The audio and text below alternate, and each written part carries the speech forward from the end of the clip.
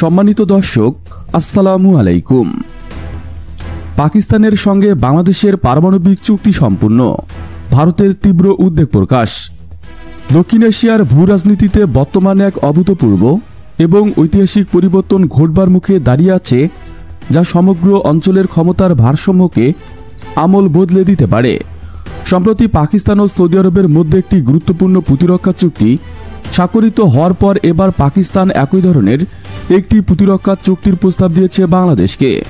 এই প্রস্তাবটি ভারতীয় গণমাধ্যমগুলোতে ব্যাপক আলোচনার জন্ম দিয়েছে, যার ফলে দিল্লির কূটনৈতিক মহলে তীব্র উদ্বেগ লক্ষ্য করা যায়। বিশেষ সূত্র মারফত জানা গেছে, এই সম্ভাব্য চুক্তি নিয়ে ইতিমধ্যে বাংলাদেশ ও পাকিস্তানের উচ্চ পদস্থ সেনা কর্মকর্তাদের মধ্যে ফলশ্রুত আলোচনা হয়েছে এবং তা অনেক দূরে গিয়েছে। ঢাকার একটি নির্ভরযোগ্য কূটনৈতিক সূত্র ইঙ্গিত দিয়েছে যে আগামী মাসেই বাংলাদেশ ও পাকিস্তানের মধ্যে একটি যৌথ পারমাণবিক প্রতিরক্ষা চুক্তি স্বাক্ষরিত হতে পারে। এমন একটি সংবাদের প্রকাশ পেতে ভারত সরকারের পক্ষ থেকেই তীব্র প্রতিক্রিয়া ব্যক্ত করা হয়েছে।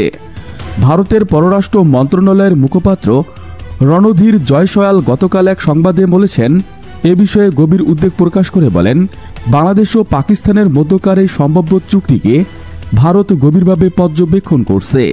তিনি আরও যোগ করেন, এটি শুধু ভারতের জন্য নয়, গোটা অঞ্চলের নিরাপত্তার জন্য একটি উদ্বেগজনক বিষয়। ভারতের মূল আশঙ্কা হল, যদি বাংলাদেশ পাকিস্তানের পারমাণবিক ছাতার নিচে চলে আসে, তবে ভারতের পূর্ব সীমান্তে নিরাপত্তা পরিস্থিতি ভয়াবহ, জটিল ও অপ্রত্যাশিত হয়ে উঠবে। এই চুক্তির ফলে বাংলাদেশ কেবল পাকিস্তানের সামরিক সহযোগিতা পাবে না, বরং কৌশলগতভাবে পাকিস্তানের পারমাণবিক প্রতিরক্ষার আওতায় চলে আসবে।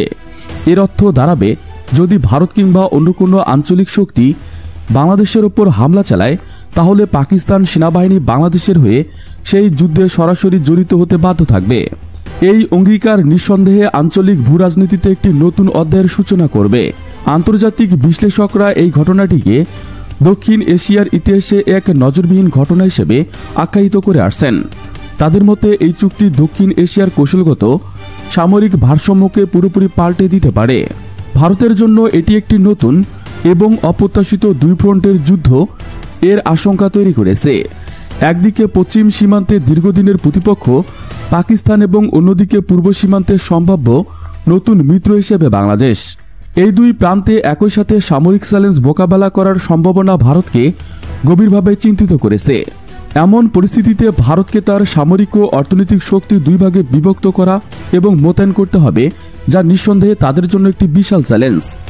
এর ওপর ভারতের উত্তর সীমান্তে চীনের মতো বৃহৎ শক্তিকে মোকাবেলায় ভারতকে সার্বক্ষণিক সতর্ক থাকতে হয়, যা তাদের সামরিক পরিকল্পনাকে আরও জটিল করে তুলবে। ভারতের সাবেক কূটনীতিক রাজদীপ ভারদাসের একটি সাক্ষাৎকার এই চুক্তি নিয়ে মন্তব্য করতে গিয়ে বলেন, এটি শুধু একটি প্রতিরক্ষা চুক্তি নয়, বরং দক্ষিণ এশিয়ার নতুন একটি অক্ষ গঠনের সুস্পষ্ট ইঙ্গিত। তিনি আরও সতর্ক করে দেন, বাংলাদেশ যদি পাকিস্তান ও সৌদি আরবের সঙ্গে ঘনিষ্ঠ হয়, তাহলে ভারতের পূর্ব সীমান্তের নিরাপত্তা ভেঙে পড়বে। এই চুক্তিটি নিয়ে খবর প্রকাশ হওয়ার পর থেকে ভারতীয় গোয়েন্দা সংস্থাগুলো ইতিমধ্যে নড়ে চড়ে বসেছে এবং এই পরিস্থিতির গভীর বিশ্লেষণ শুরু করেছে।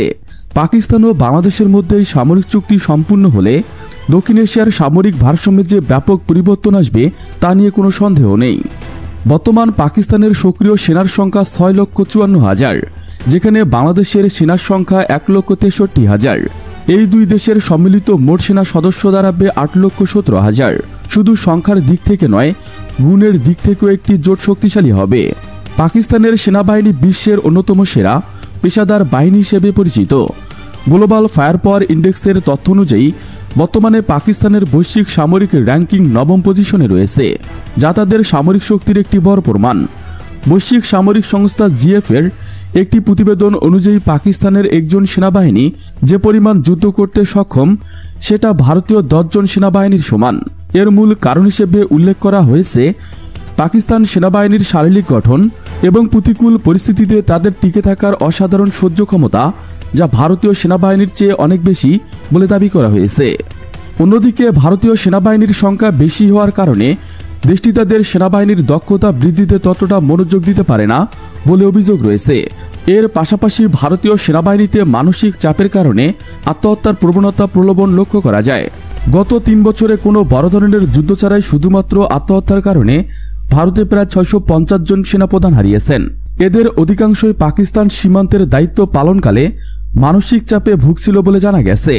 ভারতের সরকারি প্রতিবেদন অনুযায়ী গড়ে প্রতি 3 দিনে একজন সেনা আত্মহত্যা করে থাকে, যা বাহিনীর ভিতরের মানসিক স্বাস্থ্য চ্যালেঞ্জের একটি ভয়াবহ চিত্র তুলে ধরে।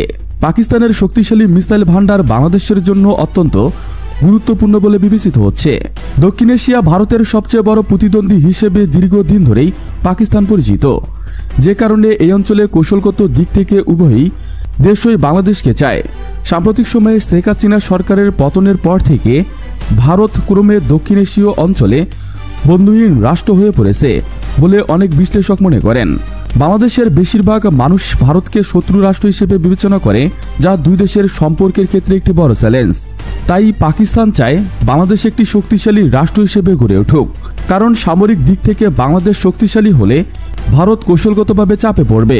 এ কারণে পাকিস্তান সেনাবাহিনী বাংলাদেশকে আধুনিক সমরাস্ত্র দিতে আগ্রহী। অতীতেও বাংলাদেশকে একাধিকবার আধুনিক সমরাস্ত্র করে প্রস্তাব করেছে পাকিস্তান। তবে তৎকালীন শেখ হাসিনা সরকার ভারতের চাপের কারণে পাকিস্তানের যে প্রস্তাব গ্রহণ করেনি বলে অভিযোগ রয়েছে। কিন্তু নতুন সরকার ক্ষমতায় আসার পর আবারও পাকিস্তানের সাথে সামরিক সম্পর্ক বৃদ্ধি করতে চলছে বাংলাদেশ, যা একটি নতুন ভূরাজনৈতিক সমীকরণের ইঙ্গিত দেয়।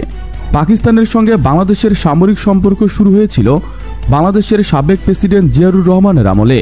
সে সময় বাংলাদেশের ওপর ভারতের অযাচিত হস্তক্ষেপ মোকাবেলায় জিয়াউর রহমান পাকিস্তানের সঙ্গে হাত মেলায়।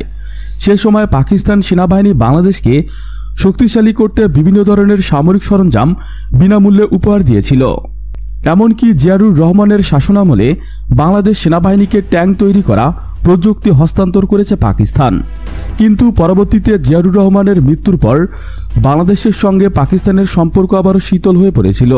উল্লেখ্য, প্রেসিডেন্ট জিয়াউর রহমানের আমলে বাংলাদেশের সামরিক শক্তি ক্রমশ উন্নতি লাভ করছিল এবং 1979 সালে তার শাসনামলে বাংলাদেশ প্রায় $200 মিলিয়ন সামরিক সরঞ্জাম বিদেশে রপ্তানি করেছিল, যা সেই সময়ে একটি উল্লেখযোগ্য অর্জন ছিল।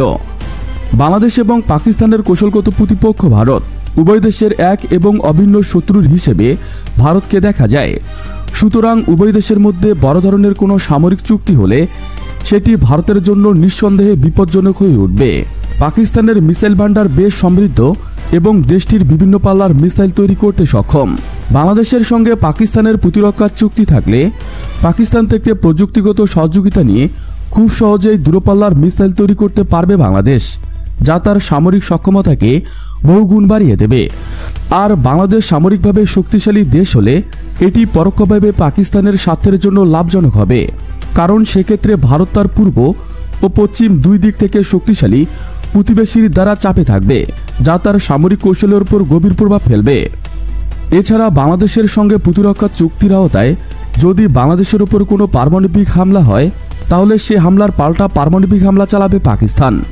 এই চুক্তিটি স্বাক্ষর হলে বাংলাদেশ কার্যত বৈদেশিক শক্তির হাত থেকে পারমাণবিক সুরক্ষা পাবে, যা তার নিরাপত্তা ব্যবস্থাকে অভূতপূর্ব স্থিতিশীলতা দেবে। পাকিস্তানের সঙ্গে নিরাপত্তা চুক্তি স্বাক্ষর হলে সেটি নিয়ে দুই দেশ থেকে চাপে থাকবে ভারত, কারণ ভারত যদি কখনো বাংলাদেশে আক্রমণ করার পরিকল্পনা করে, তাহলে সরাসরি বাংলাদেশ সেনাবাহিনীকে সহযোগিতা করতে পারবে পাকিস্তানের সামরিক বাহিনী। পাকিস্তানের সঙ্গে বাংলাদেশের এই ধরনের সামরিক চুক্তি থাকলে ভারত বাংলাদেশের উপর হামলা চালানোর আগে বহুবার ভাবতে বাধ্য হবে, কারণ বর্তমানে একই সঙ্গে দুই ফ্রন্টে লড়াই করার মতো ক্ষমতা ভারতের নেই, যা তাদের সামরিক পরিকল্পনাকারীদের জন্য একটি বড় উদ্বেগের কারণ। তো এই পরিস্থিতিতে আপনার কি মনে হয়, পাকিস্তানের সঙ্গে বাংলাদেশের এই প্রতিরক্ষা চুক্তি কি আঞ্চলিক নিরাপত্তাকে বৃদ্ধি করবে, নাকি বাংলাদেশকে একটি গভীর ভূরাজনৈতিক বেড়াজালে ফেলবে? আপনার মূল্যবান মতামত জানিয়ে দিন আমাদের কমেন্ট বক্সে। সেই সাথে আমাদের চ্যানেল সাবস্ক্রাইব করতে মোটেও ভুলবেন না, যাতে এমন সব গুরুত্বপূর্ণ বিশ্লেষণ আপনার হাতে পৌঁছে দিতে পারি। Thanks for watching my video. আল্লাহ হাফেজ।